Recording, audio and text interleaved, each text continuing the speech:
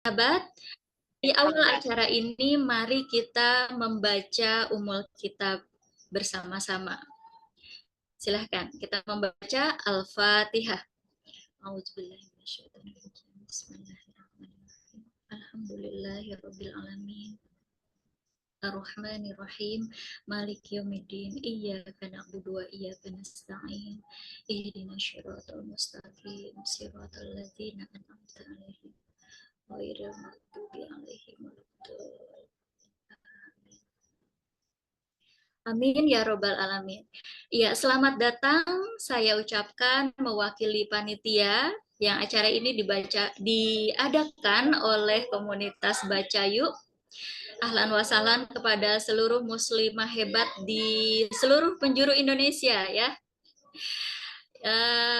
Dan malam ini spesial. Kenapa? Karena bertepatan dengan Tahun Baru Islam. Maka dengan penuh sukacita saya ucapkan juga selamat Tahun Baru 1 Muharram 1447 Hijriah. Semoga tahun ini membawa kebaikan, keberkahan, lalu kelancaran atas semua hajat dan niat baik kita, ya, impian-impian baik kita, juga perkembangan-perkembangan yang baik, ya, bukan hanya berkembang badannya, ya, tapi hal-hal yang baik. Rencana-rencana yang di tahun kemarin hanya menjadi rencana dan wacana, mudah-mudahan pada tahun ini bisa terwujud, bisa menjadi amal yang nyata ya. Baik, senang sekali saya bisa menyapa semuanya. Sebelum saya mulai lebih lanjut, saya ingin tahu lebih dulu nih, dari mana saja, dari kota mana saja muslimah-muslimah yang cantik. Tadi ada nickname ini ya, laki-laki sudah diubah. Baik, yang member silahkan diubah namanya di Zoom menjadi member. Mbak Nadia di Maluku. Member atau non-member silahkan. Teh Mela Bogor member, ada Mbak Rani, ada non-member ada Mbak Priscilla Audrin dari Turki. Masya Allah, terima kasih ya Mbak ya sudah bersedia hadir di sini. Sebenarnya beliau ini dulu member Baca Yuk, cuma hijrah negara ya Mbak ya, hijrah negara terus ini deh off dulu ya. Mudah-mudahan nanti setelah ini bisa bergabung. Kalau memungkinkan ya Mbak ya. Kan kalau dulu nggak punya bukunya, salah belum bisa baca bahasa sini. Iya, seru dulu. Jadi mundur.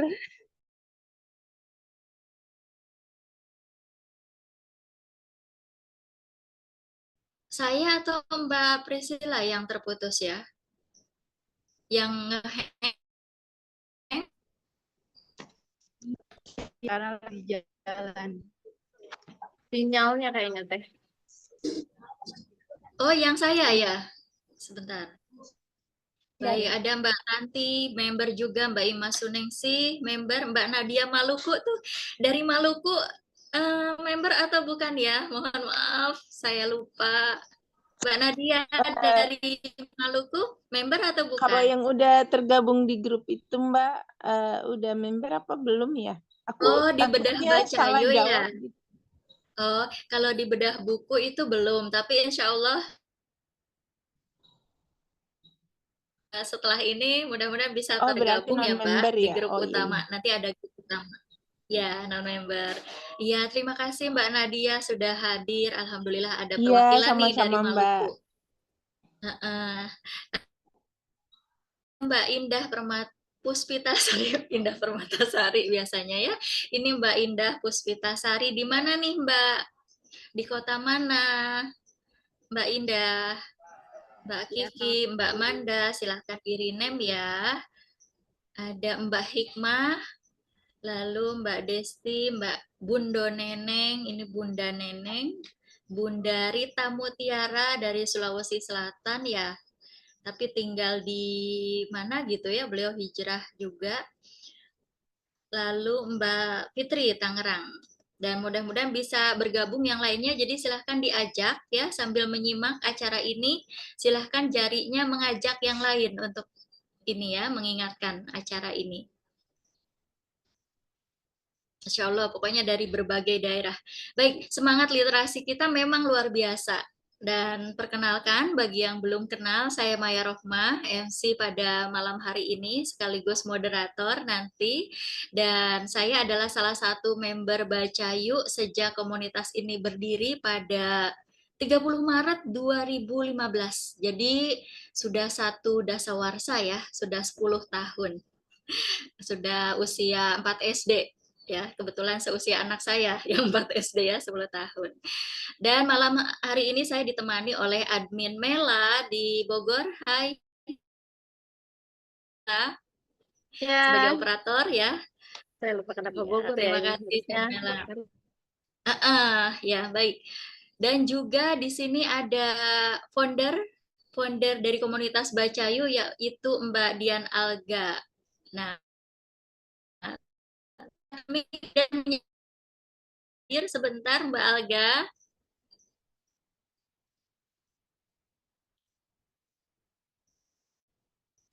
Halo, Mbak Alga sudah terhubung? Halo, Assalamualaikum.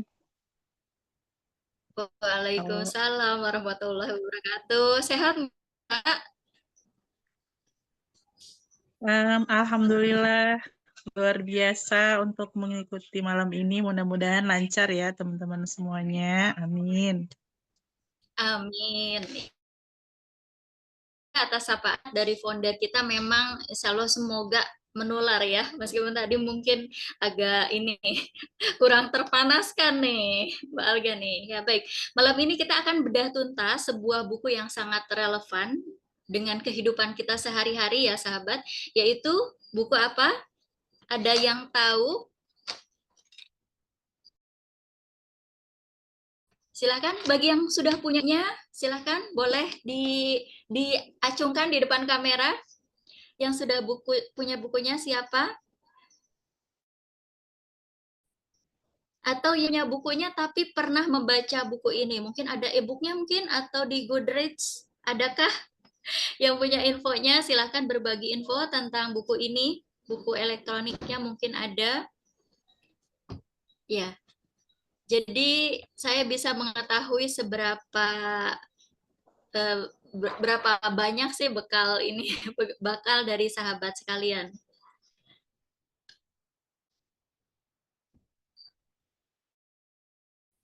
Iya, Bunda Neneng sudah punya, Bunda. Bunda Rita, Mbak Anissa, sudah punya bukunya atau sudah pernah baca, punya teman? Karena buku ini nanti ya akan di-spill tahun berapa-berapanya oleh narasumber kita. Nah, saya sudah menyinggung narasumber kita nih. Insya Allah buku ini akan dibedah oleh narasumber yang luar biasa yang kami pilih gitu ya di antara yang ada pegiat literasi yang ada, siapa nih yang kira-kira capable untuk membedah buku ini. Yaitu yang terpilih adalah Kak Evita. Apakah beliau sudah hadir? Alhamdulillah sudah, Mbak. Ya, saya scroll dulu. Assalamualaikum, Evita. Waalaikumsalam. Iya, putus-putus ya. Iya. Saya ya yang berkendala ya. Saya ya Teh Mela ya. Ya, yang betul Teh Maya ya. berkendala.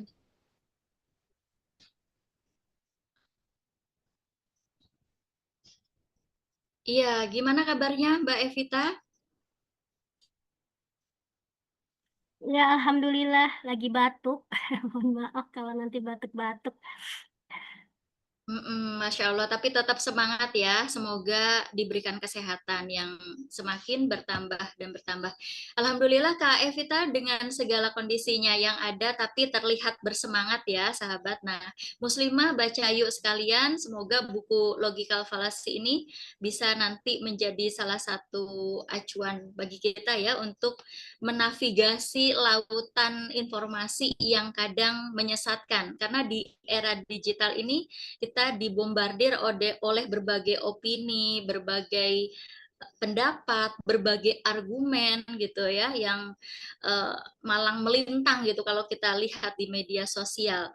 Nah, tanpa bekal pemahaman akan kesesatan berpikir, jadi kita nanti ombang-ambing ya. Nah, untuk itu nanti akan dikupas lebih dalam oleh Mbak Evita, tapi saya akan mempersilahkan kepada admin Mela untuk menayangkan slide profil dari Kak Evita terlebih dahulu.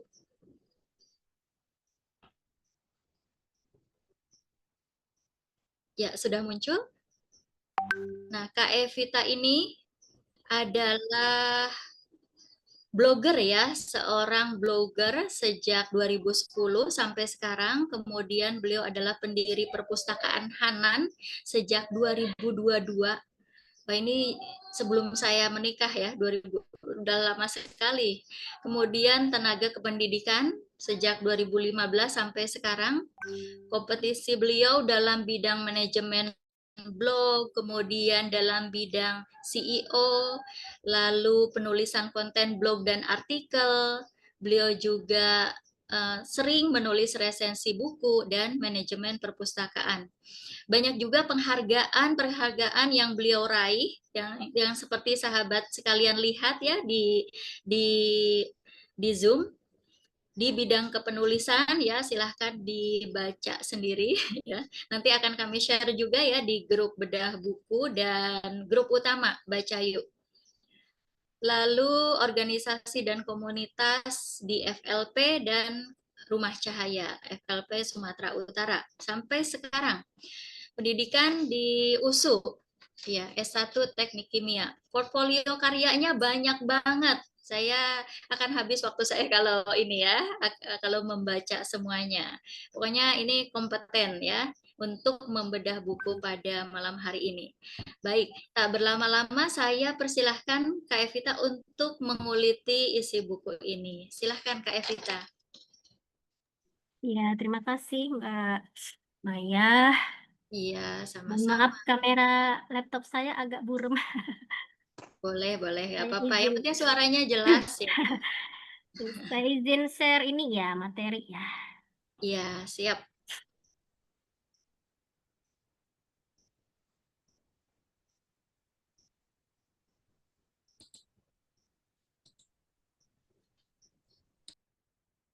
Bentar, Mbak.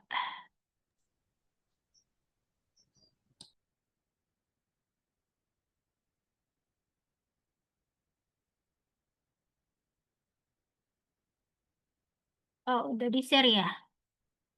Oh, udah di-share. Kayaknya saya agak susah share ini, boleh dari admin aja.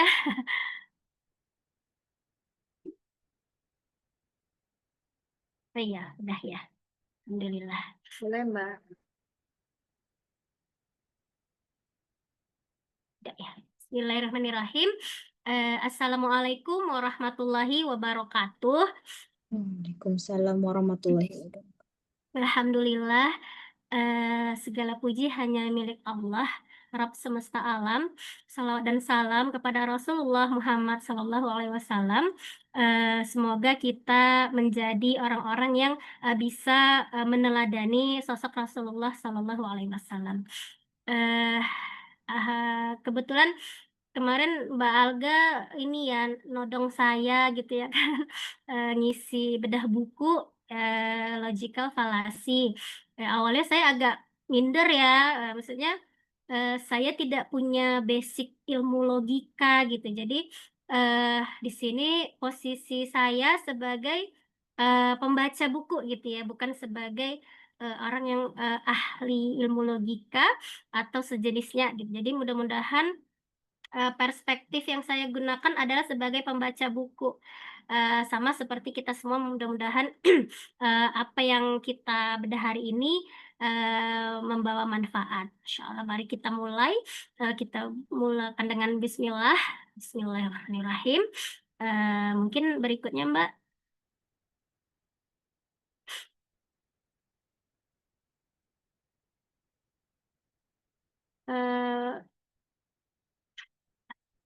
Boleh slide berikut ya. Nah, ini saya dapat kutipan yang lumayan ini ya, inspiring gitu ya, inspiring. Betapapun kerennya wawasan yang Anda punya, kalau Anda tidak mampu menata dan mengkomunikasikannya dengan rapi, teliti, dan tersusun, wawasan Anda akan kehilangan wibawa. Jadi berikutnya, Mbak. Jadi yang namanya kita punya wawasan, kita punya pemikiran, ketika kita tidak mampu untuk mengemukakan argumentasi, kemudian mengkomunikasikannya dengan benar, maka suatu saat kita akan terjebak pada ke apa ya, ke cacat ini ya, cacat tidak logis gitu ya. Nah, itulah gunanya jadi ada yang namanya ilmu logika. Nah, ini buku ini kan judulnya Logical Fallacy ya. Menguak kesalahan-kesalahan berpikir yang kerap kita jumpai sehari-hari. Nah, penulisnya adalah Muhammad Nuruddin. Jadi di dalam buku ini pada awalnya ia membuka tentang mengenal gitu ya, untuk apa sih seseorang itu ternyata perlu walaupun sedikit mungkin ya memahami ilmu logika gitu. Yang pertama, ilmu logika itu adalah ilmu yang menuntun kita berpikir layaknya manusia-manusia dewasa.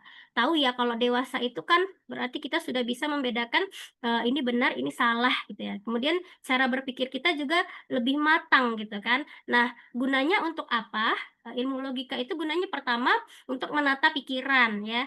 Jadi kalau ibaratnya kayak lemari, lemari itu kan kalau bajunya acak-acakan kita sulit ya menemukan, mungkin kita lagi nyari kaos tapi sulit ketemu gitu karena acak-acakan. Nah, seperti itu juga wawasan atau pikiran kita.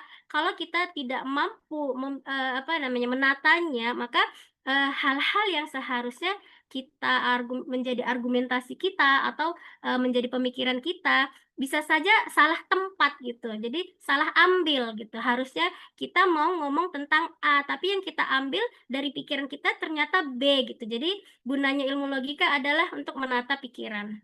Kemudian yang kedua, untuk komunikasi efektif. Saya singkat sebagai komunikasi efektif karena menurut saya, kalau yang dikatakan tadi sama penulis buku kan, komunikasi yang rapi, tersusun, dan yang sistematis gitu ya.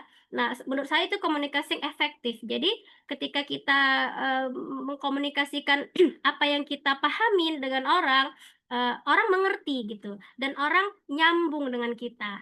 Itu menurut saya sebut komunikasi efektif. Nah, gunanya untuk apa?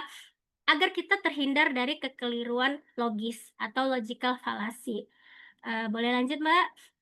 Yang akan kita bahas sebentar lagi. Nah, tujuannya apa sih ilmu logika itu? Kalau Muhammad Nuruddin menyebutnya untuk membangun argumen yang baik dan benar. Jadi ketika seseorang berdiskusi, itu kan kalau kita diskusi, kita bisa mengemukakan argumen yang tepat gitu ya, yang pas, maka kita bisa menghindarkan yang namanya debat kusir gitu, atau kesalahan-kesalahan informasi. Jadi ilmu logika itu ternyata penting gitu ya, maksudnya bukan yang ilmu logika memang bukan segala-galanya, tetapi dia bisa menjadi sebagai alat gitu, alat untuk kita memahami sebuah komunikasi gitu. Boleh lanjut, Mbak?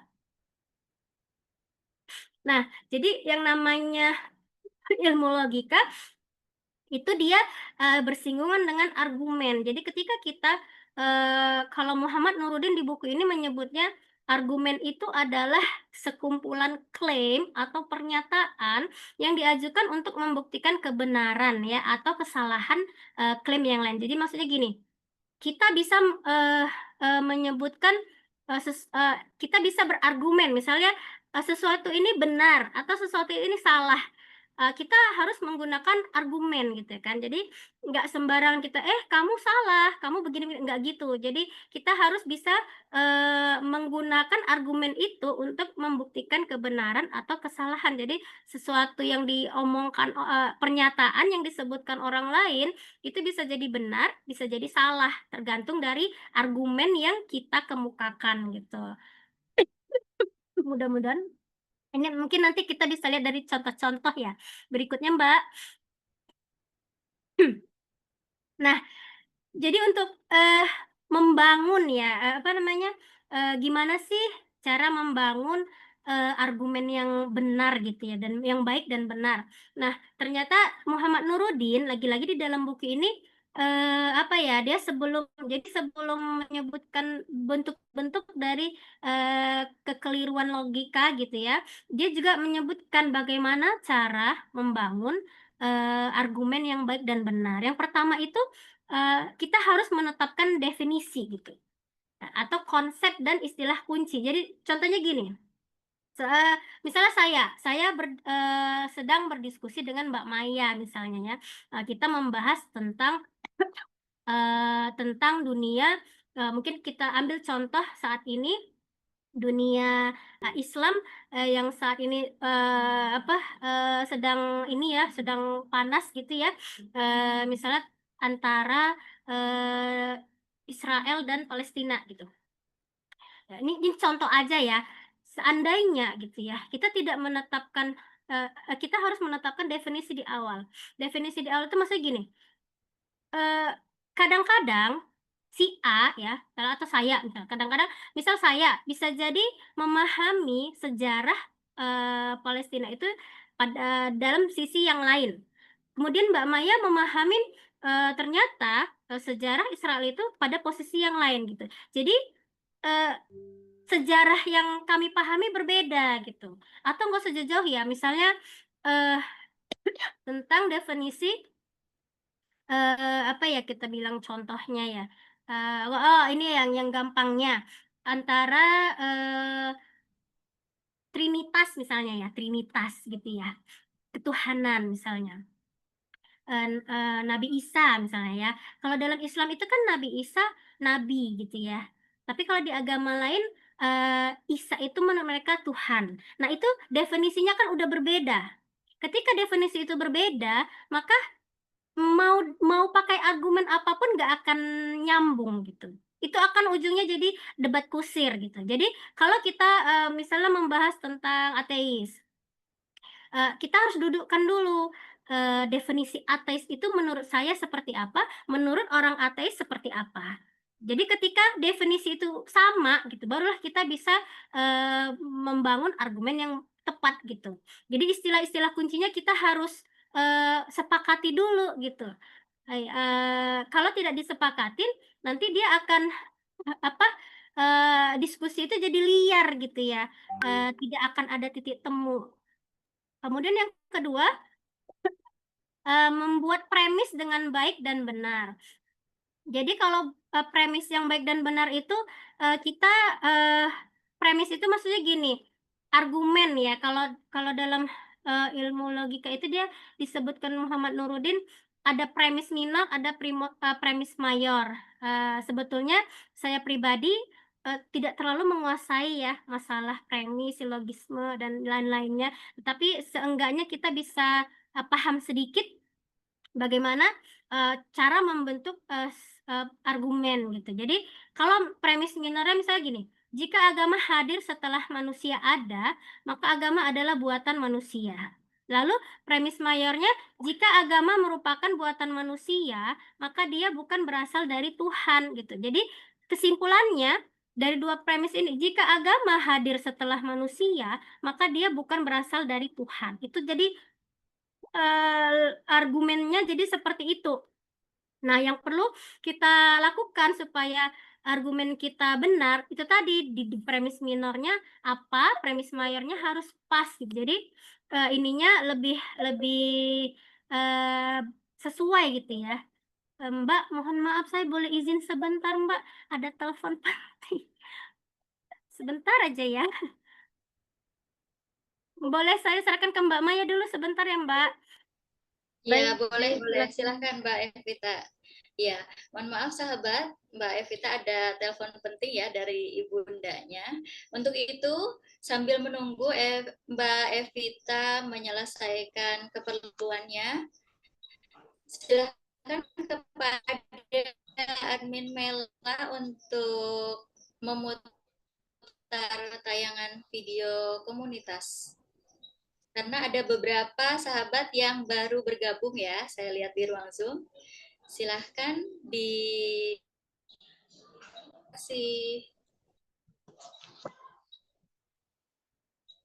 Sebentar Teh, sebentar.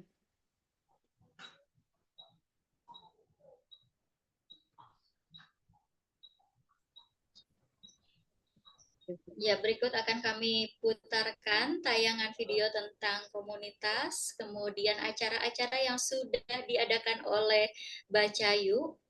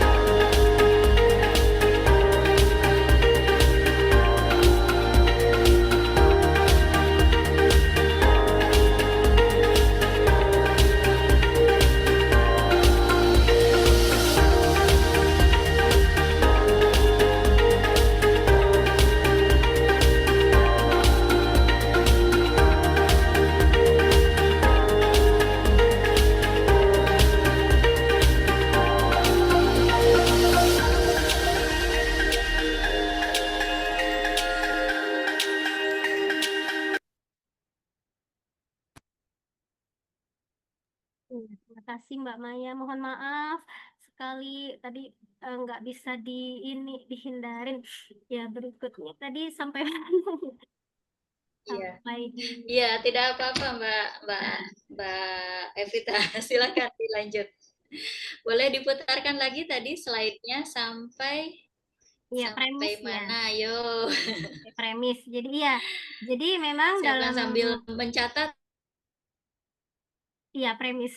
Jadi dalam ilmu logika itu ada yang namanya premis gitu ya, premis minor, premis minor. Kalau kita dulu pernah Ya, mungkin sahabat. belajar apa? Belajar bahasa Indonesia dulu pernah ya, kalau nggak salah saya ada pernah belajar tentang silogisme gitu kan, ada premis minor, ada premis mayor, bagaimana kita membentuk sebuah kesimpulan gitu ya, kira-kira seperti itulah yang dimaksud dari premis yang di Muhammad Nuruddin sebutkan itu gitu. Kemudian selanjutnya eh, kita akan masuk ke ini ya, bagaimana kalau tadi bagaimana membentuk argumen yang benar, yang baik. Nah, ini kita bagaimana cara menentukan benar atau salah gitu. Jadi kalau dari buku itu disebutkan ada beberapa teori yang biasa digunakan untuk mengukur benar atau salah. Yang pertama itu adalah kejelasan. Kejelasan itu maksudnya gini, sesuatu dianggap benar kalau dia jelas gitu sesuatu dianggap benar kalau dia jelas. Nah, ini sebetulnya agak agak kurang pas ya, karena jelas itu belum tentu benar gitu kan, dan benar itu bisa jadi kurang jelas sama orang lain. Jadi untuk teori ini biasanya tidak dipakai, jarang dipakai. Kemudian yang kedua, benar salah berdasarkan kegunaannya. Jadi kalau sesuatu itu ada manfaatnya, berguna gitu ya, maka dia dianggap benar gitu. Ada teori yang seperti itu. Lalu yang ketiga ada yang namanya teori korespondensi. Jadi korespondensi itu eh, kebenaran dinilai dari realita yang ada. Nah, realita itu biasanya wujud fisik gitu ya. Kita melihat fisiknya ada. Nah, kemudian lagi-lagi di korespondensi ini dia nanti akan tersandung dengan bagi yang orang-orang yang tidak percaya dengan yang tidak percaya dengan metafisik. Jadi kalau fisik itu kan ada fisiknya. Kalau metafisik itu dia kayak sesuatu yang gaib lah ya, kita bilang ya metafisik. Orang bilangnya metafisik. Jadi bagi beberapa sebagian orang teori korespondensi ini dia hanya berlaku untuk fisik gitu, untuk yang ada wujudnya, sedangkan yang metafisik dianggap tidak kebenaran gitu, bukan kebenaran.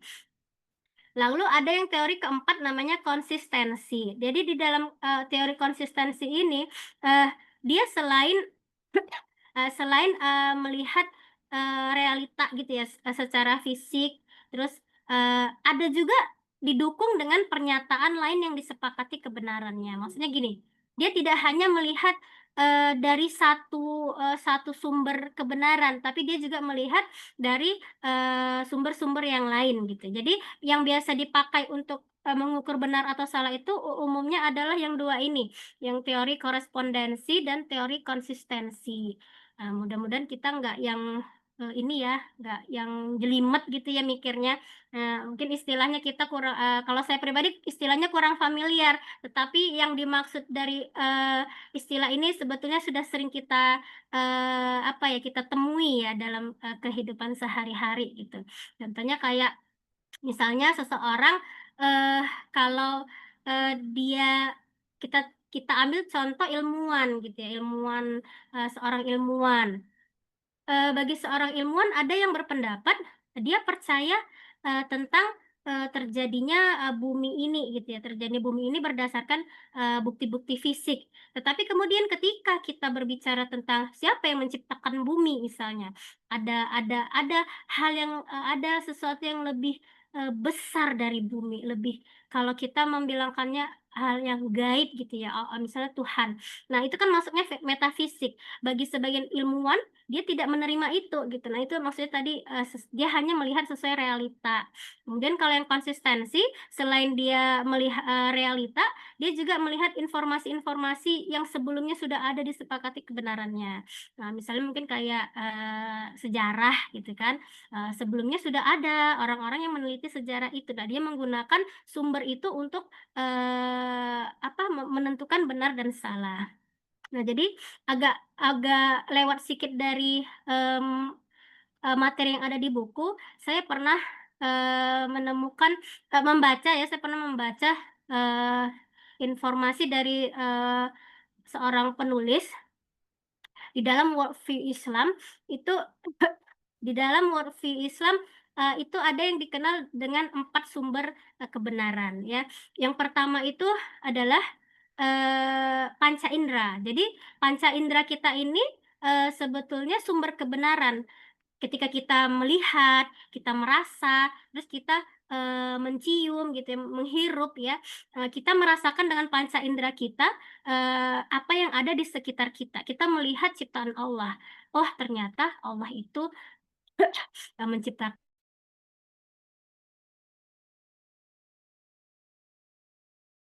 ternyata ada bau yang ini. Itu kebenaran yang kita bisa temukan dengan panca indera kita. Kemudian yang kedua ada yang namanya kolbu ya, kolbu. Kolbu itu intuisi ya, kita bisa bilang intuisi.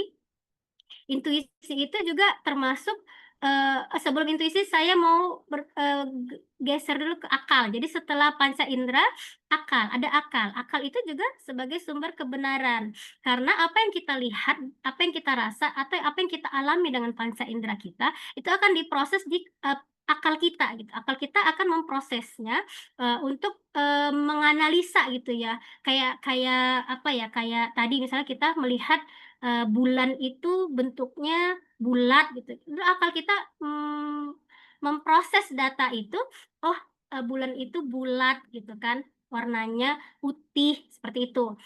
Itu juga termasuk dalam sumber kebenaran. Kemudian yang ketiga intuisi atau kolbu ya. Jadi ketika kita melihat dengan panca indera, lalu kita memprosesnya dengan akal. Ketika akal itu tidak bisa memproses hal-hal yang mungkin di luar nalar kita gitu ya. Misalnya tentang tadi kita balik ke tentang hal-hal yang gaib gitu kan. Itu kan secara akal logika kita tidak akan bisa menemukannya gitu. Kita nggak akan bisa lihat yang nggak bisa kita lihat.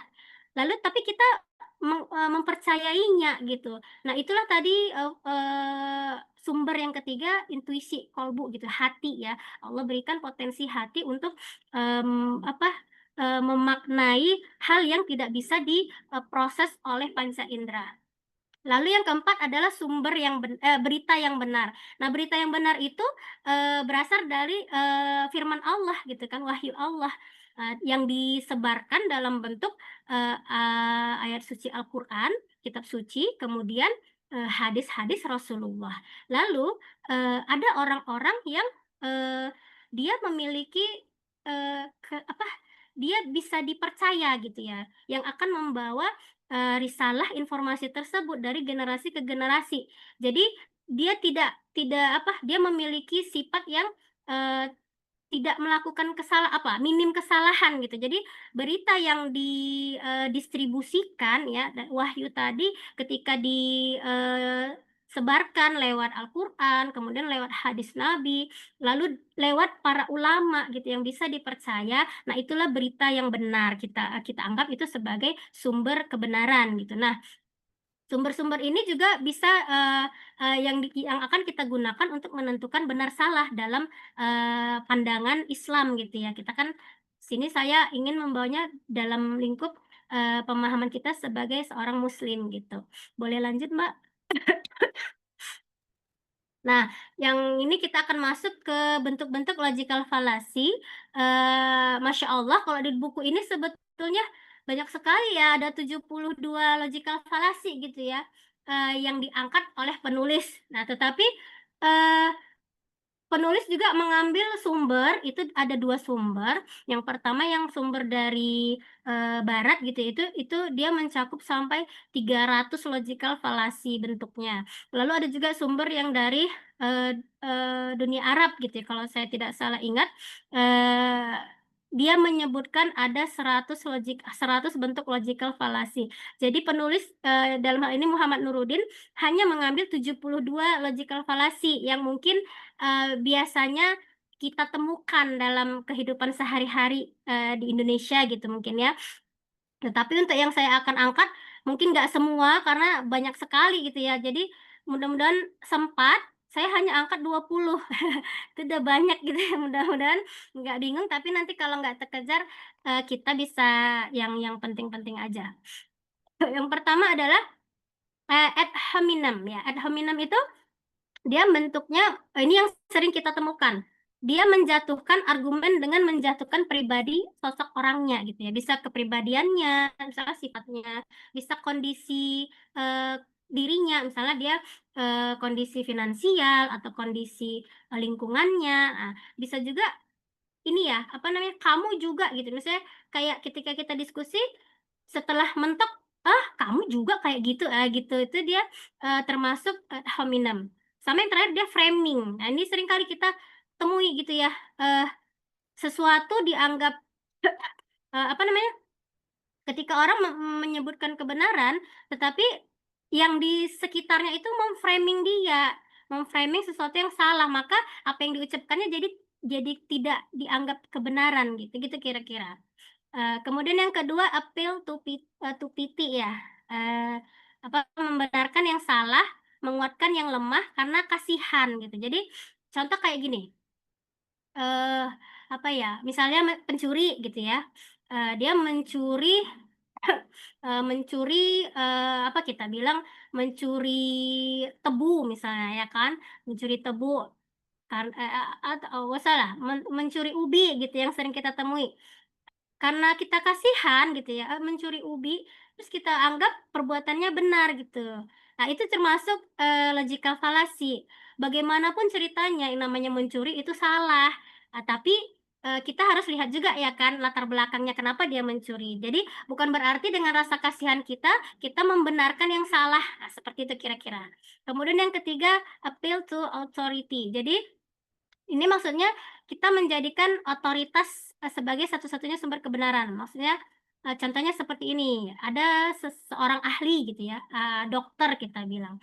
Kita, menjadikan informasi dari dokter ini satu-satunya sumber kebenaran mutlak gitu. Padahal ternyata apa yang dikatakan dokter A, bisa jadi dari dokter B ada juga pendapat yang berbeda gitu. Jadi ketika kita hanya menjadikan ia satu-satunya sumber kebenaran, kita jadinya menafikan kebenaran yang lain gitu. Nah, itu termasuk logical fallacy. Lalu yang keempat, appeal to ignorance ya. Jadi, ini sering kita kita temui, benar salah ditentukan oleh ketidaktahuan. Contohnya gini, ketika seseorang tidak tahu ilmu, tentang apa ya misalnya, ilmu tentang, eee, apa, sholat gitu, mungkin ilmu tentang sholat yang sederhananya gitu ya. Terus karena dia nggak tahu bacaan sholatnya, dia jadi dianggap nggak salah gitu, oh dia nggak tahu gitu. Eee apa namanya, kan dia nih sholat nih misalnya, terus, ketika dia sholat, dia salah gitu ya melakukan, gerakan sholat. Lalu ada yang memberi masukan, "Kamu salah cara sholatnya," gitu kan. Nah, lalu dia berkilah, "Ya aku kan nggak tahu," gitu. Itu, termasuk appeal to ignorance gitu ya. Padahal sebetulnya, oh salah, berarti harusnya diperbaiki ya. Jadi dia jadi kayak, pembenaran gitu ketidaktahuannya itu, gitu. Kemudian yang kelima, appeal to coincidence. Jadi kalau sesuatu yang, kejadiannya kebetulan, dia dianggap, apa ya, eee, benar gitu ya. Misalnya, kalau di sini dicontohkan ya, saya izin membuka buku. Jadi di dalam appeal to coincidence itu sebentar ya Mbak, saya izin lihat, karena dia banyak sekali memang contohnya. Jadi kalau nggak lihat, case to case-nya, kita agak sulit menjelaskannya gitu kan. Eee, Contohnya kayak gini, seorang guru misalnya ya, eee, tiba-tiba ketahuan memukul muridnya karena dia saking emosinya gitu ya. Lalu, eee orang lain menganggapnya seluruh perbuatan, si guru ini, salah gitu ya, karena kebetulan yang terlihat, seperti itu. Padahal, ketika, kejadian itu terjadi, bisa jadi, si bapak ini sedang memang, anak yang lagi murid yang dipukul itu mungkin melakukan hal-hal yang kurang kurang inilah ya, kurang ajar gitu ya, kita bilang kurang kurang pas lah gitu. Jadi biasanya dia baik gitu kan, biasanya guru ini orang yang baik, berwibawa, tiba-tiba dia memukul muridnya, lantas seluruh apa yang dilakukannya setelah itu dianggap salah. Nah, itu maksudnya appeal to coincidence. Berikutnya Mbak, ini sampai jam berapa Mbak saya ini? Nah, takut kelewatan. Iya, boleh 10 menit lagi, Mbak. Oke. Oke. Nah, ini ada kutipan lagi, diskusi yang baik adalah diskusi yang terfokus pada argumen. Mohon maaf itu typo. Tanpa harus mengejek, menertawakan, apalagi mencaci maki orang yang berbeda pandangan. Nah, ini nanti berkaitan dengan logical fallacy bentuk yang berikutnya, yaitu appeal to ridicule ya. Saya kurang bisa bahasa Inggris. Mudah-mudahan nggak salah ya. Jadi next Mbak. Jadi dalam appeal to ridicule itu dia membenarkan atau menyalahkan sesuatu, berdiskusi itu argumennya mengandung kata-kata yang merendahkan, kata-kata ejekan, menghina gitu. Contohnya, "Alah, kamu bodoh," gitu kan. "Kamu nggak pantas berkata seperti itu karena kamu bodoh." Itu maksudnya appeal to ridicule. Kemudian yang ketujuh, argument from repetition. Jadi dia berulang-ulang gitu. Ketika dia menyatakan sebuah argumen, kan misalnya ditanya nih, contohnya Islam itu dia bilang Islam itu agama yang benar karena Islam itu mengajarkan dari mulai bangun tidur sampai mau tidur kembali gitu ya. Lalu ditanya seseorang, dari mana kamu mengatakan itu benar gitu kan? Terus si yang pertama tadi ngomong bilang gitu lagi, iya karena Islam itu agama universal, dia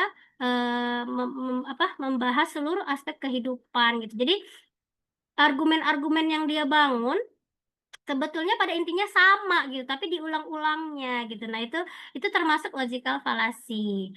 Lalu yang kedelapan ada cherry picking ya. Ini maksudnya kayak orang metik buah ceri.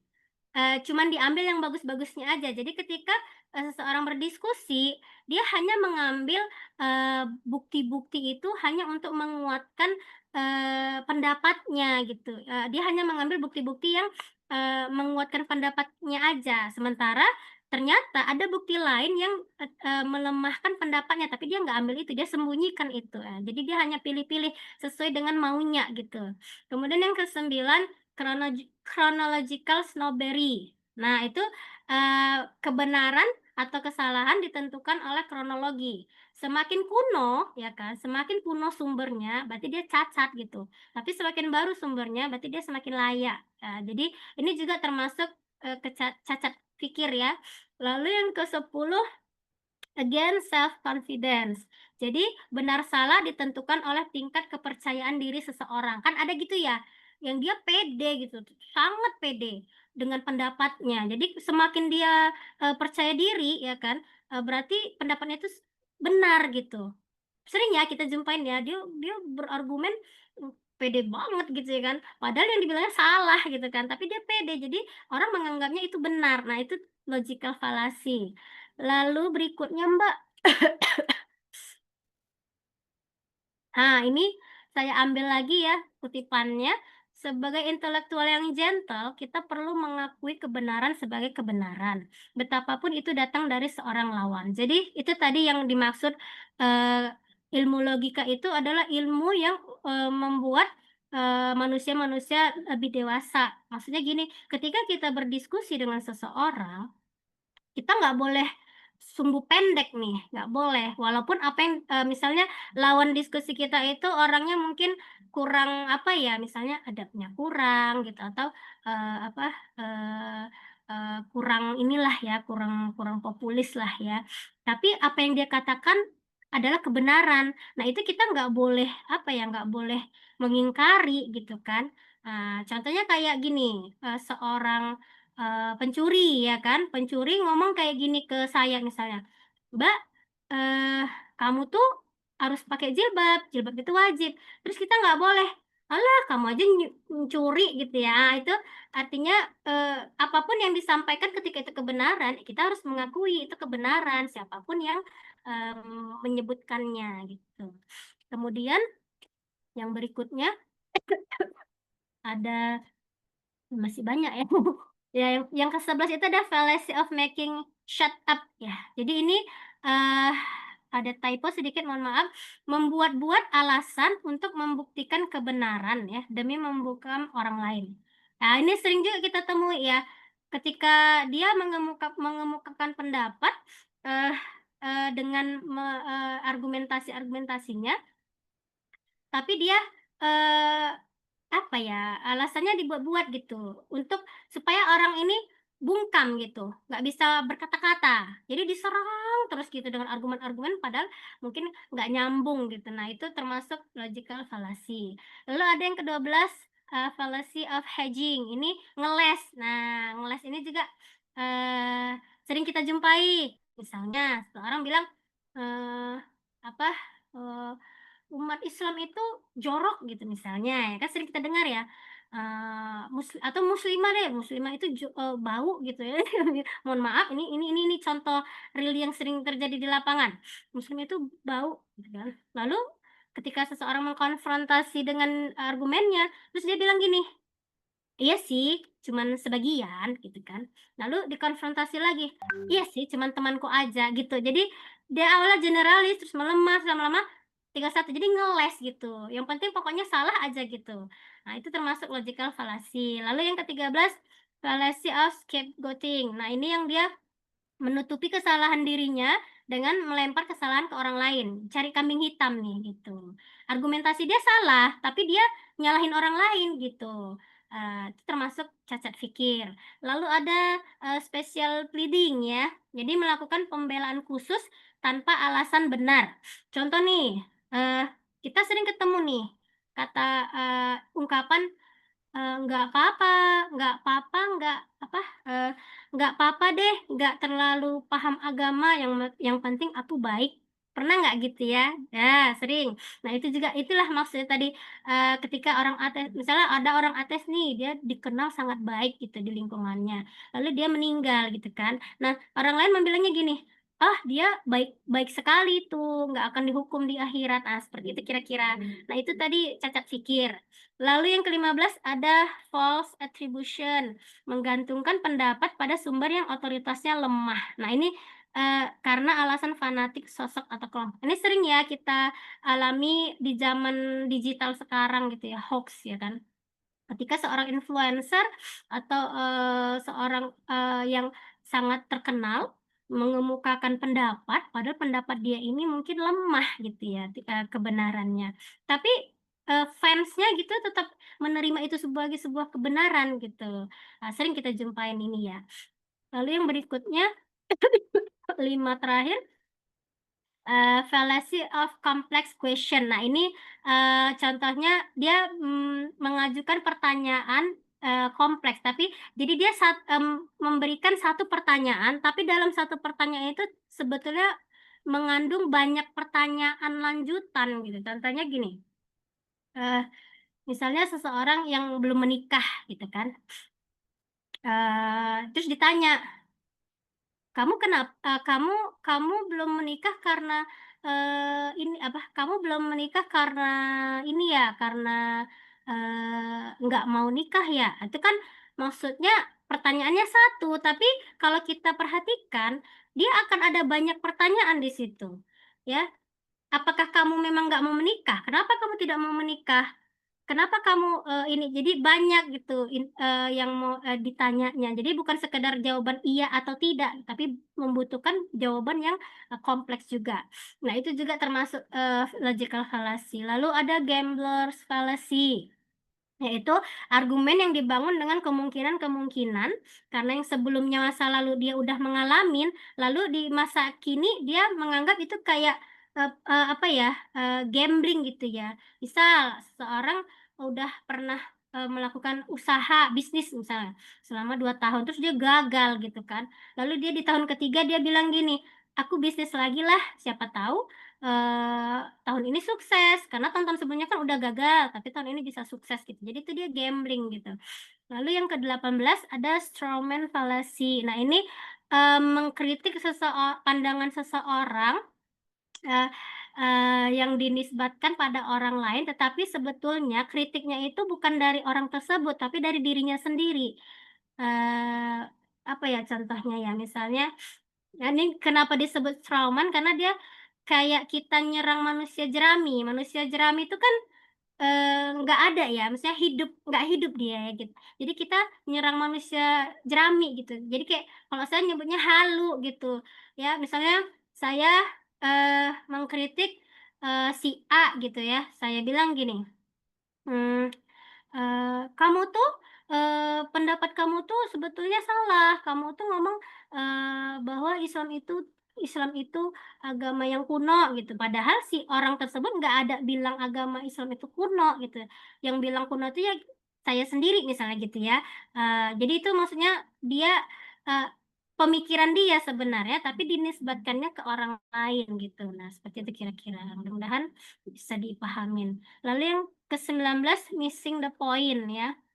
Nah, ini maksudnya nggak nyambung gitu dengan, eee argumennya nggak nyambung dengan, bukti-bukti yang dia kemukakan gitu. Misalnya, apa contohnya ya, misalnya saya, mengatakan, apa, saya mengatakan, kalau misalnya, mmm, Islam adalah agama yang universal gitu ya. Karena, eee, banyak yang menyukai Islam gitu. Itu kan ibaratnya kita nggak nyambung ya, itu premisnya nggak nyambung gitu. Nah itu maksudnya, missing the point gitu. Lalu yang ke-20 stereotyping. Nah ini yang umum juga kita temuin, bahwa kita menilai sesuatu itu, berdasarkan stereotype gitu ya. Contohnya mungkin yang gampang kita lihat itu kayak kasusnya A.A. Gym ya dulu ya, A.A. Gym ketika dia langsung, beritanya keluar tentang, poligaminya, orang-orang langsung, men-judge gitu kan, dan apa-apa yang disampaikannya jadi, tidak diterima gitu. Nah itu, stereotipnya udah terbentuk seperti itu. Eee, berikutnya udah habis ya? Oh iya, jadi mungkin itu yang bisa saya gambarkan. Jadi kalau, saya sebetulnya buku Logical Fallacy itu, sebelum ini ada pernah beli juga yang soft cover ya, yang dia bukan hardcover gitu kan. Jadi buku yang apa, versi pertamanya gitu ya, itu kan masih tipis ya. Nah, lalu buku saya itu nggak tahu saya di mana gitu kan. Jadi saya beli lagi yang hardcover dan ternyata di edisi hardcover ini ada tambahan ya dari penulis tentang contoh-contoh, apa, contoh-contoh, logical fallacy yang pernah, dijumpai penulis langsung itu yang ketika ada kasus, saya dulu ngikutin ya itu kasusnya tulisan, Mun'im ya, Profesor Mun'im itu kan sampai panjang tuh waktu itu serinya ya, sampai berjilid-jilid saya ini, terus lama-lama udah ah males gitu karena saya juga nggak kadang-kadang nggak nyambung dengan, ya maksudnya ilmu saya nggak sampai ke pembahasan yang kemukakan penulis, jadi saya tidak terlalu ikuti lagi, tapi dia diangkatnya di sini. Kemudian satu lagi ada tulisannya Lutfi Sokani ya, Lutfi yang ketika dia membahas tentang kalau nggak salah saya ateis sih gitu ya, saya lupa. Nah, jadi dia ada ditambah di sini mungkin untuk contoh ya, sehingga memang agak lebih tebal gitu. Kalau di edisi pertamanya tidak ada contoh yang Mun'im dan Lutfi itu tadi gitu. Jadi, eee, mungkin, sebetulnya buku tentang logical fallacy itu nggak cuman dari Muhammad Nuruddin ya, ada juga yang lain gitu ya. Tapi mungkin ini lebih sederhana ya, kalau dari bahasa kita mungkin bisa lebih, memahamin gitu, karena kesannya nggak yang berat-berat gimana gitu kan, karena dia langsung memberikan contoh-contoh. Jadi kalau menurut saya sebagai seorang pembaca, buku ini mungkin bisa untuk menambahkan wawasan kita supaya ketika kita melakukan diskusi sehari-hari kita tidak terjebak dengan, cacat fikir. Tapi perlu dipahamin yang namanya manusia gitu ya. Manusia itu kan punya apa ya? Ya manusia kan bukan malaikat gitu ya. Pasti Iya. kadang-kadang bisa juga selip gitu ya. Mungkin nggak langsung terpleset tapi hampir terpleset atau gimana gitu. Kita juga nggak bisa menjudge bahwasanya mungkin kita kan nggak tahu ya. Bisa jadi ketika penulis berhadapan dengan diskusi-diskusi yang alot, bisa aja mungkin dia juga terjebak logical fallacy atau tidak gitu. Nah, ketika itu terjadi, ini siapapun penulisnya, bukan hanya Muhammad Nuruddin ya. Maksudnya sebuah buku ketika kita mungkin di realitanya gitu ya, ketika dia bertemu dengan hal-hal yang seperti itu, kadang-kadang mungkin bisa jadi gitu ya, terjebak juga dengan selip dengan cacat pikir itu. Jadi bukan berarti ketika itu terjadi, apa yang disampaikannya menjadi salah gitu. Nah, itu tadi balik ketika itu sesuatu yang kebenaran, ya kita harus terima itu kebenaran gitu. Bukan berarti karena ketika orang yang menulisnya atau orang yang menyebutkannya itu ada kekurangan, lantas kita menyimpulkan bahwa apa yang dia apa yang dia tulis Iya. itu jadi salah gitu. Nah, Iya, itu kita betul harus sekali. berhati-hati juga supaya tidak jatuh pada cacat pikir gitu. Iya, Mungkin itu Mbak iya. ya. Iya, layaknya seperti misal saya menulis buku parenting, kemudian kan tidak berarti saya itu sudah top banget deh metode parenting ke anak gitu ya. Tapi dengan menulis buku itu saya sambil belajar begitu ya. Dan di sini juga ada beberapa penulis buku nih, Bunda Rita, terus siapa lagi banyak Mbak Wulandari, Imaniat dan sebagainya.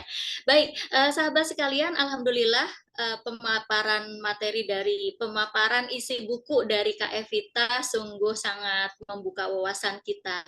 Dan saya sangat tercengang bahwa ternyata ada ratusan kesalahan berpikir yang ada di dunia ini. Di barat tadi ya, di dunia barat berapa, di Arab juga berapa.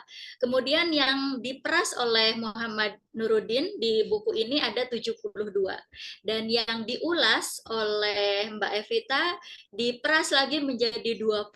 Nah, di antara yang 20 ini silahkan mungkin ada pertanyaan dari sahabat sekalian. Sebenarnya saya ada beberapa pertanyaan pembuka sih sebenarnya, cuma karena sekarang sudah 36 ya, 36. Jadi saya akan ini aja, persilahkan kepada sahabat-sahabat saya yang sudah berkorban waktunya ya, berkorban tenaganya untuk hadir di acara yang diadakan oleh komunitas Bacayu ini. Masya Allah sudah banyak ya yang hadir tadi. Mbak Naura, Mbak Evi, silahkan. Saya akan utamakan dulu yang mau open mic. Adakah yang mau open mic? Selebihnya yang boleh ditulis di kolom chat. Silahkan ada Mbak Mutiara Azmi Panjaitan, Mbak Saragi, Mbak Nidia Saragi, Mbak Surya Nadia. Mbak Nadia Silahkan mau siapa tanya yang? nih. Oh iya, silahkan dari Maluku, sahabat dari Maluku, silahkan Mbak Nadia. Yang lain bersiap ya.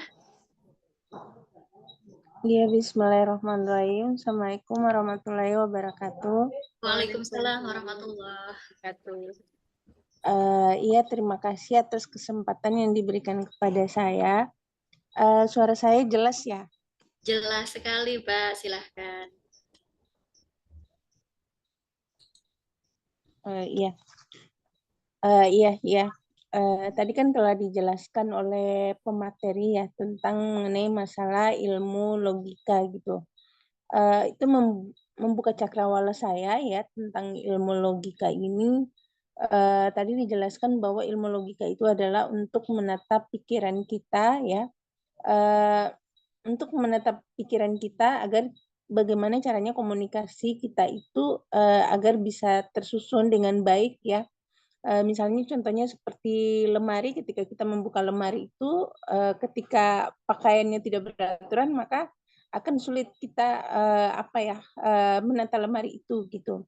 Yang ingin aku tanyakan di sini Mbak, ilmu logika ini kan tadi tujuannya adalah untuk mengemukakan argumen yang benar ya, Artinya itu kita bisa menghindari yang namanya debat kusir gitu. Terus gimana misalnya kita sudah mengetahui nih lawan bicara kita itu kan misalnya karakter dia itu kita sudah ngebaca nih misalnya karakter dia itu adalah dia itu ingin ngetes kita gitu. Istilahnya dia bukan menginginkan suatu kebenaran gitu atau misalnya dia ingin mencari tahu kebenaran tapi dia itu karakternya misalnya seolah-olah untuk masuk ke logical fallacy juga gitu ya. Misalnya dia ingin menjatuhkan argumen kita, terus dia ingin mencari kesalahan-kesalahan kita, titik kelemahan kita. Nah, istilahnya gimana kalau misalnya kita menghadapi orang yang seperti itu? Karena ketika kita berhadapan dengan orang lain kan enggak semua tuh ya itu tadi, enggak semua misalnya ketika kita berargumen itu argumen kita itu istilahnya kita mendudukan perkaranya itu istilahnya itu kita bisa mencari solusi dari apa yang kita komunikasikan gitu. Jadi saya pernah berada di fase seperti itu ya. Misalnya contohnya kayak gini, pernah dijelaskan tentang mengenai masalah darah ya. Contohnya di dalam Al-Quran itu kan dikatakan bahwa darah itu kotor ya, darah haid itu kotor gitu. Kemudian lawan bicara saya ini mengatakan kenapa sih darah itu kotor gitu ya. Istilahnya kenapa sih darah haid itu dikatakan kotor? Pokoknya istilahnya itu kayak mencari terus mencari jawaban yang banyak, yang istilahnya itu yang kadang udah jelas tapi dipertanyain lagi gitu. Ya mungkin itu saja Mbak pertanyaan dari saya, kurang dan lebihnya syukron jazilan. Baik, terima kasih Mbak Nadia. Untuk Kak Evita, silahkan langsung dijawab. Apakah perlu saya ringkas ulang atau sudah menangkap pertanyaannya? Sudah, ya baik, silahkan. Yang lain bersiap ya. Ya, kalau ini pendapat saya pribadi ya Mbak. Kalau saya pribadi ketika mengalami hal seperti itu, ya saya jujur aja gitu. Maksudnya kita menjawab sesuatu itu kan berdasarkan pengetahuan yang kita miliki gitu ya.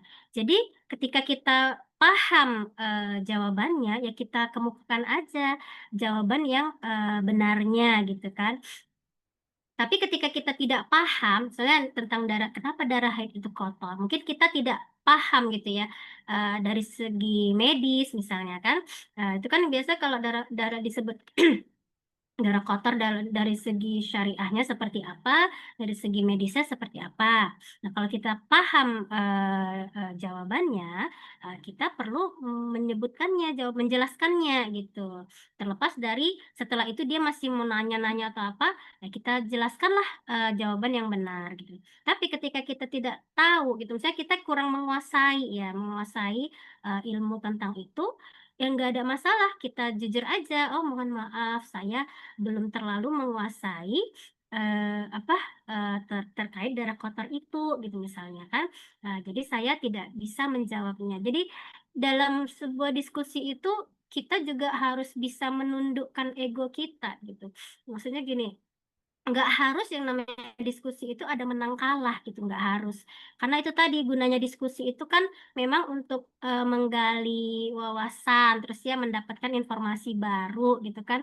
Jadi ketika kita mendapatin teman diskusi kita itu cuman untuk ngetes gitu, ya kita sesuaikan aja dengan kapasitas diri kita gitu. Ketika kita tahu jawabannya, kita jelaskan.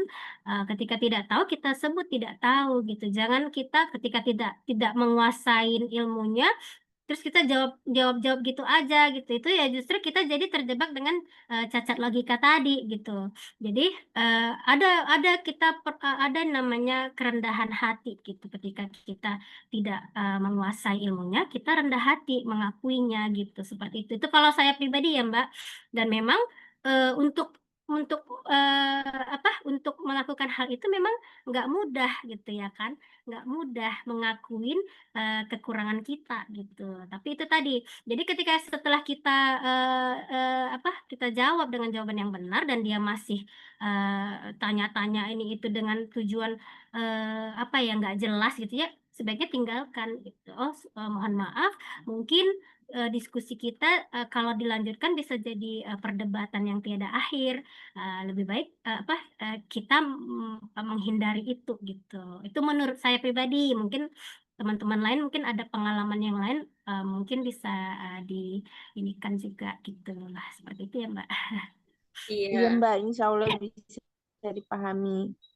bisa. Alhamdulillah Mbak Nadia bisa memahaminya nih.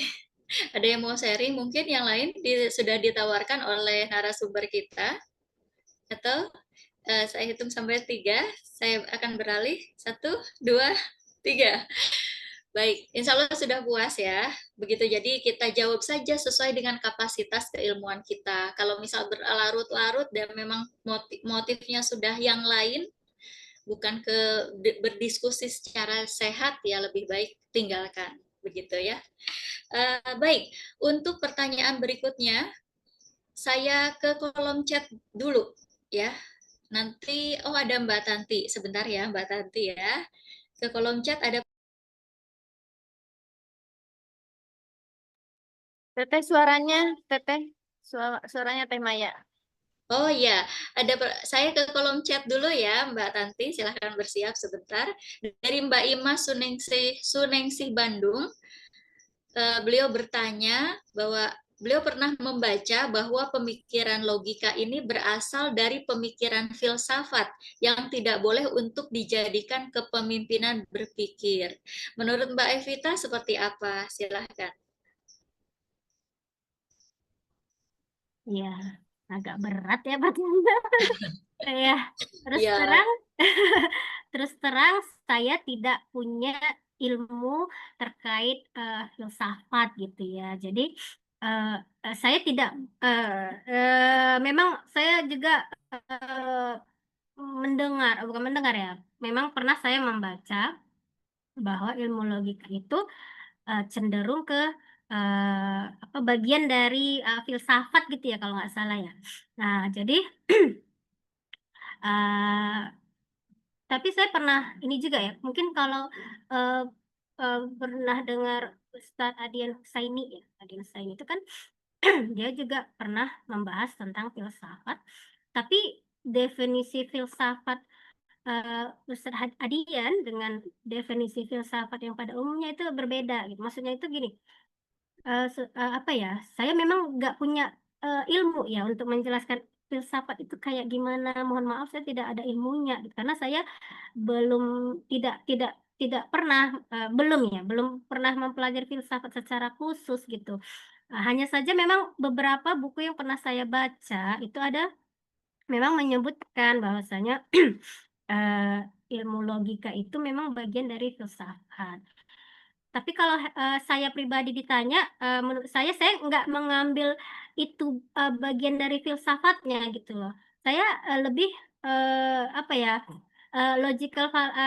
ilmu logika itu hanya untuk saya pakai untuk mempermudah kehidupan sehari-hari gitu. Maksudnya gini, ya memang kita kadang-kadang apa ya, kadang-kadang ketika kita berbicara gitu ya, kalau kita tidak mampu mengemukakan pendapat kita dengan tepat, dengan benar, kadang-kadang orang bisa salah paham gitu kan, salah paham.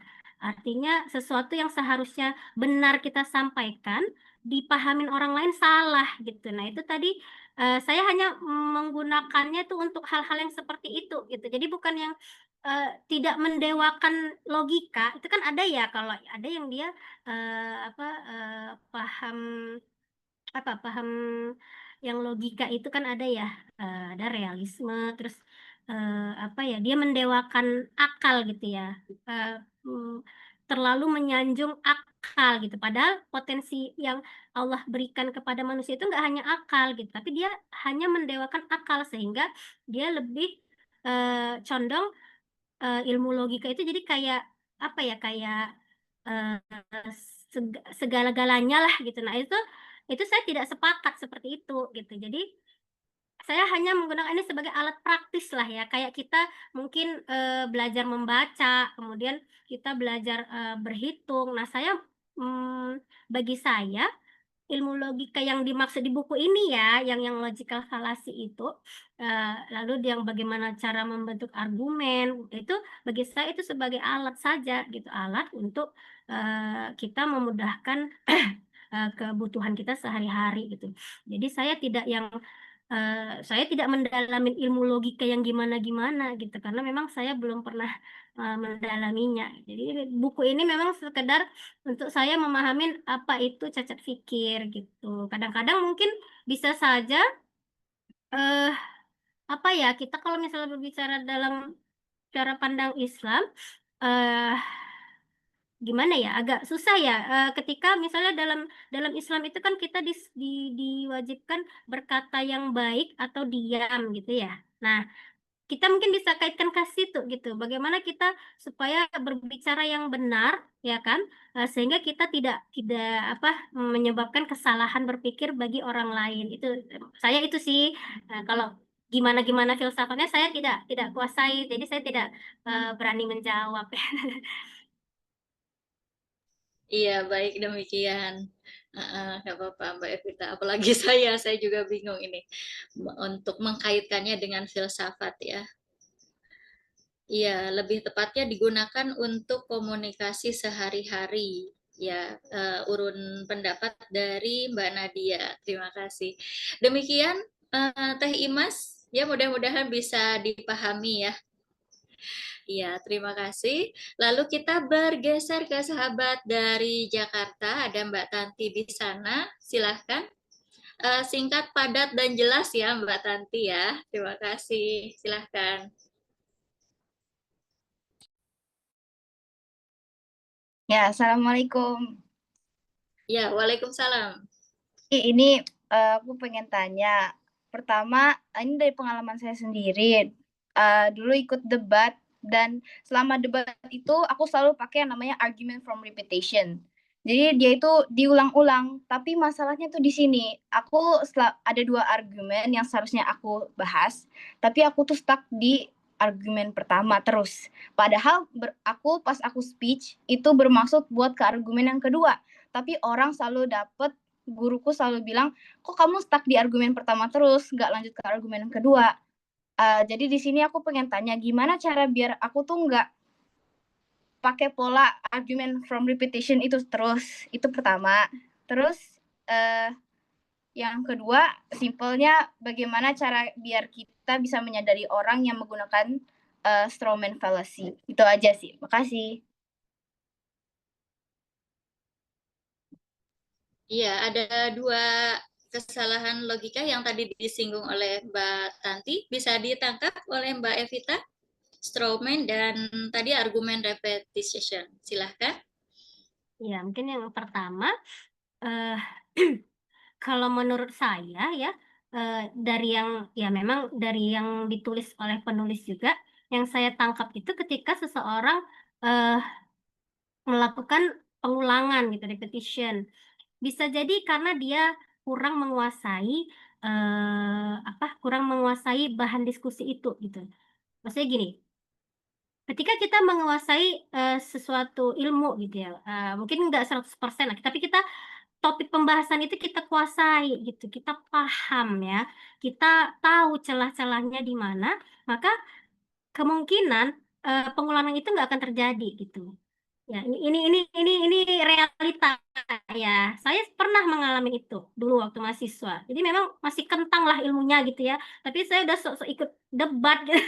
Jadi ya itu juga yang kita ini kan gitu ya, yang kita jelaskan gitu. Padahal ternyata itu tadi, kalau kita memahami bahan tersebut, kita akan bisa membuat argumen-argumen yang tepat gitu. Itu yang pertama. Jadi mungkin saran saya, ya itu tadi, kita lebih banyak lagi belajar lah ya, supaya kita memahamin banyak hal gitu. Bukan berarti kita harus menguasai semua hal, tidak. Tapi kita paling enggak paham gitu ya kan, duduk perkaranya, kemudian kenapa begitu, apa yang harus dilakukan gitu. Kita paham, sehingga ketika orang lain yang tidak tahu bertanya, kita bisa menjelaskan gitu. Itu yang pertama. Kemudian yang kedua, untuk strawman fallacy, ini agak, ya memang dibilang susah, tapi kadang-kadang kita gampang menemukannya. Contohnya mungkin kayak gini ya. Apa ya? Misalnya kita mungkin bisa melihatnya dari argumen yang dikemukakan oleh teman diskusi kita gitu ya. Eh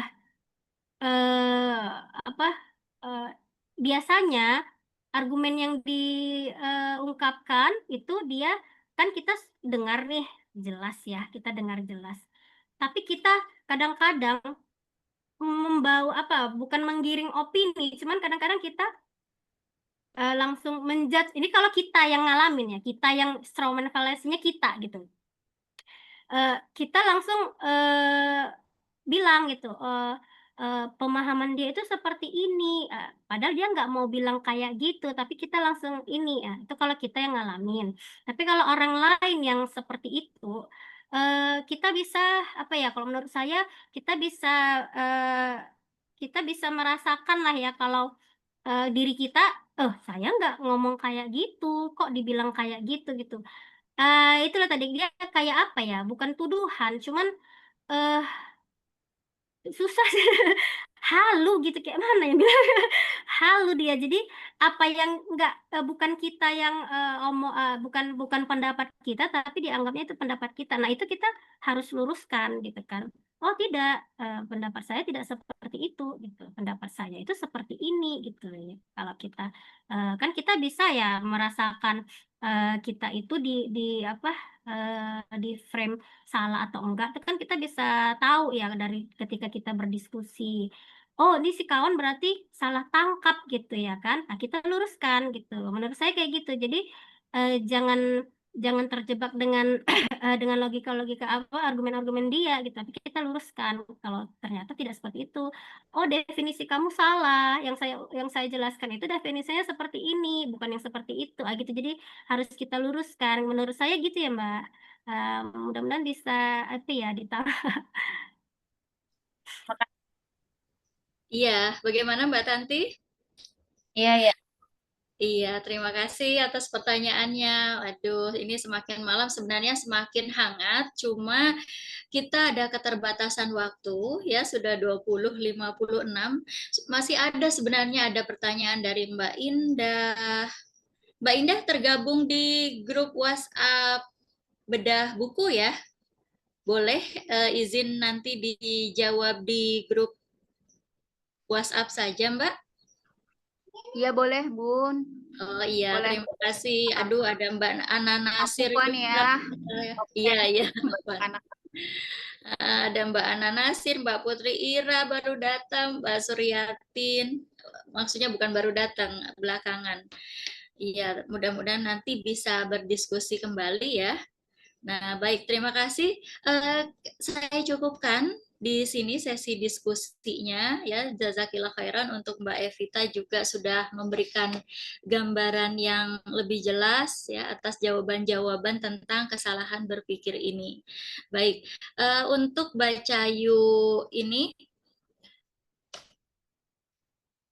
ya, kita sesi foto bersama dulu ya sebelum pada live. Baik, silahkan bagi yang on cam, kami berharap bisa on cam semua ya, kami berharap semaksimal mungkin. Silahkan admin Teh Mela untuk memberikan aba-aba. Ya, tahan dulu chatnya ya. Ya. Silakan yang mau membuka kamera ya. 3, 2, 1.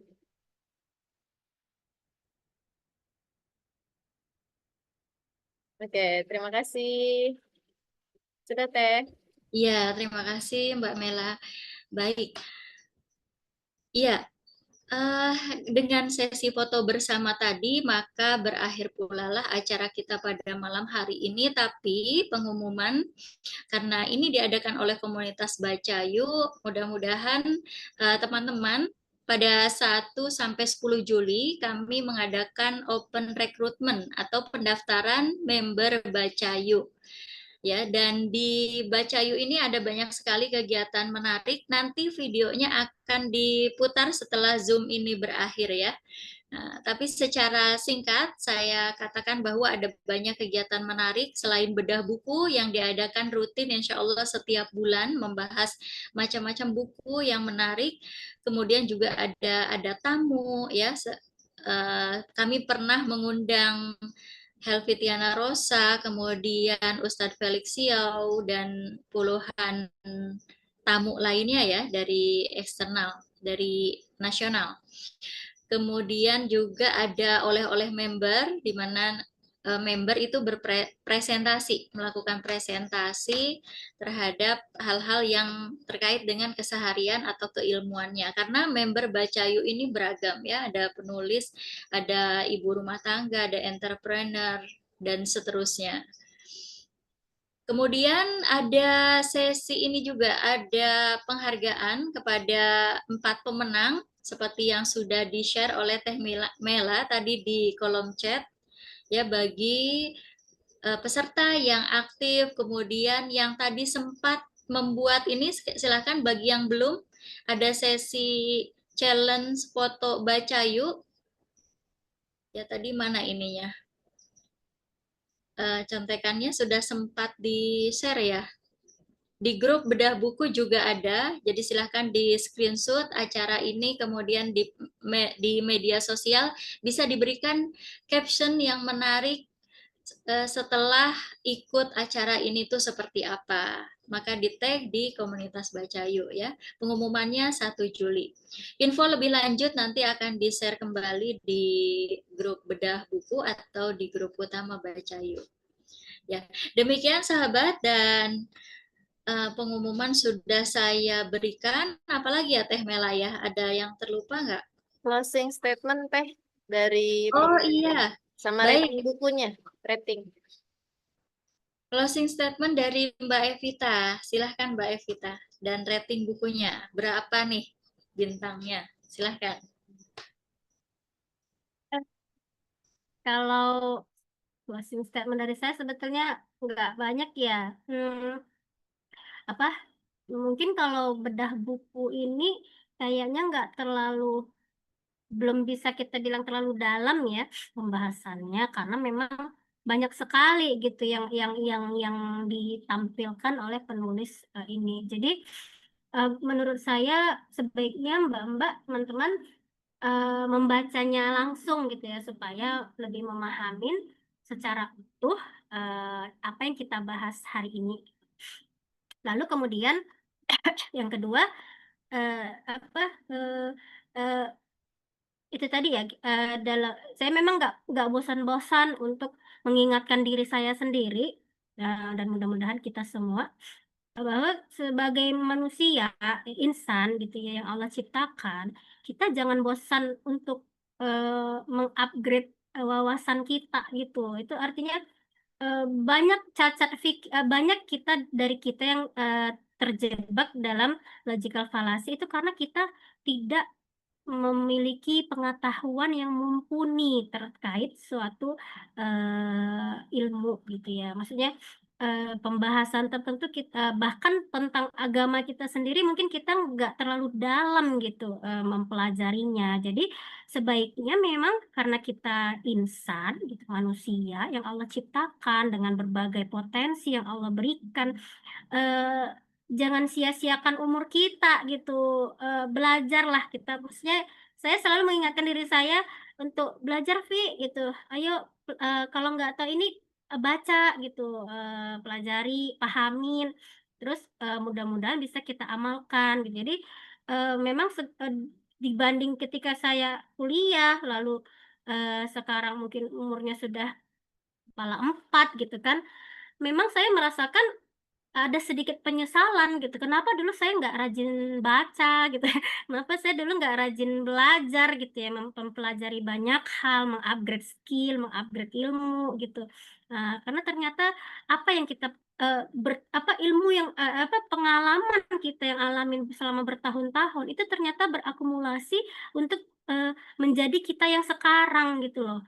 Jadi itu tadi ya, mungkin kalau generasi kita mungkin ya seperti ini gitu kan, oke, marilah kita ubah dari generasi kita yang berikutnya, mungkin yang sudah punya anak gitu kan, mulailah latih anak-anaknya bagaimana critical thinking ya, berpikir kritis gitu ya, lalu banyak belajar itu nggak harus saklek bikin stres gitu ya, bagaimana kita membawa anak-anak belajar yang menyenangkan dan dia mampu berpikir kritis, karena itu nanti akan jadi bekal untuk kehidupan mendatang gitu, supaya kita nggak terjebak dengan hal-hal yang nggak berguna gitu kan.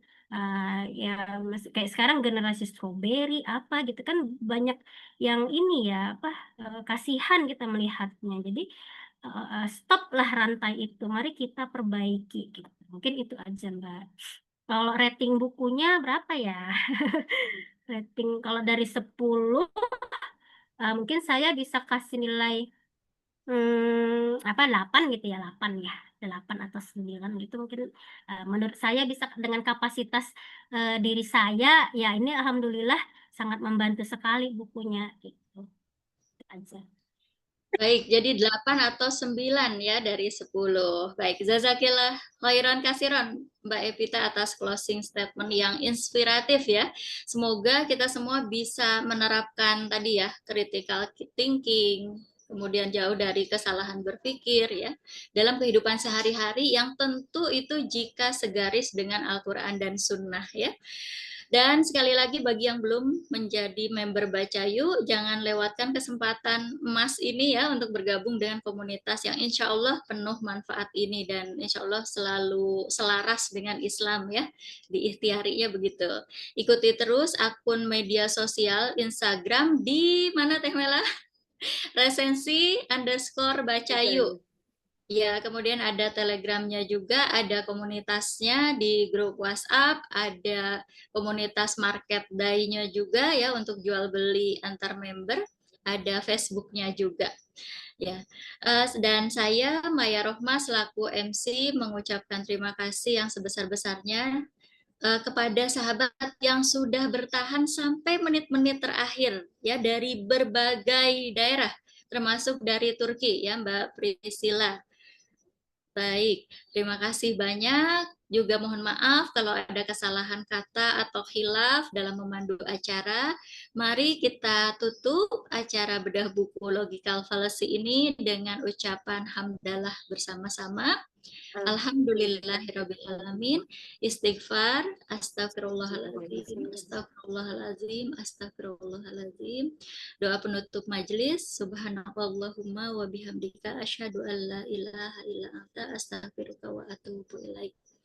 Ihdinas syiratal mustaqim. Assalamualaikum warahmatullahi wabarakatuh. Sampai jumpa di acara Baca Yuk berikutnya. Tetap semangat, tetap gemar membaca dan berliterasi. Terima kasih. Assalamualaikum warahmatullahi wabarakatuh. Waalaikumsalam warahmatullahi wabarakatuh. Waalaikumsalam warahmatullahi Iya, wabarakatuh. terima kasih ya Mbak Kiki, Mbak Anissa, Mbak Suryatin, Mbak Ana Nasir dari Tapanuli, Mbak Fitri, terima kasih ya. Mbak Mutiara Asmi, salam kenal ya. Keluarga. Mbak Nadia, terima kasih partisipasi aktifnya. Iya, sama-sama Mbak. Fira dari Aceh, terima kasih ya sudah hadir. Masih berikutnya saya cek di grup ya.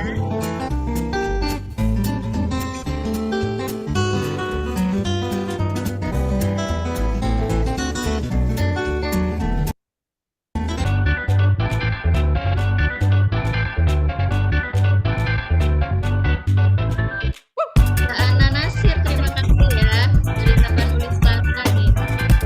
Jauh. Tiara ada Rita juga tadi dari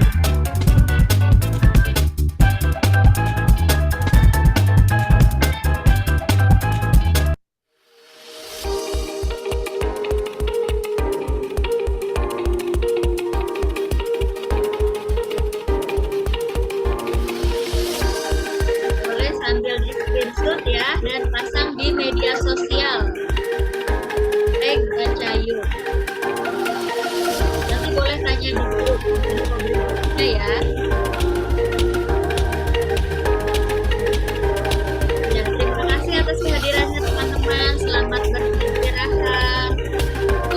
Iya, telat ya Mbak Ana. Udah di grup ini ya, semangat. Nanti akan kami share ya materinya, mau Mbak Ana? Tadi slide presentasinya. Boleh nanti minta di grup ya, diingatkan di grup. Boleh diingatkan di grup. Nah, itu silakan, mari bergabung. Terima kasih, selamat beristirahat. Silahkan ditutup ya. Teh Mela, terima kasih semuanya, sahabat admin juga yang sudah bertanya. Mbak